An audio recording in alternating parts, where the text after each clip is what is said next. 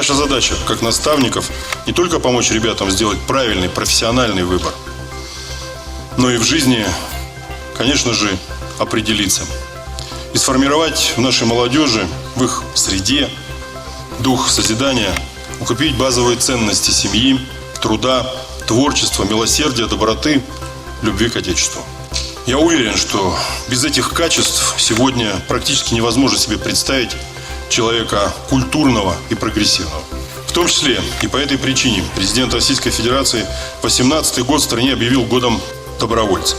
И начинаем в республике этот год действительно уже с определенными результатами.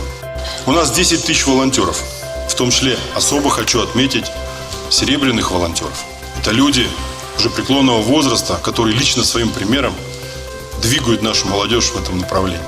Мы действительно были отмечены, являемся пилотным регионом по внедрению стандарта поддержки добровольчества.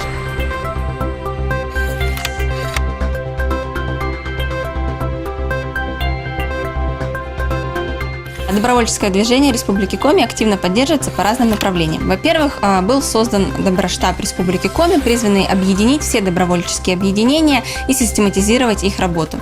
Также у добровольцев есть возможность принимать участие в грантовых конкурсах, где они могут получить финансирование на свои проекты.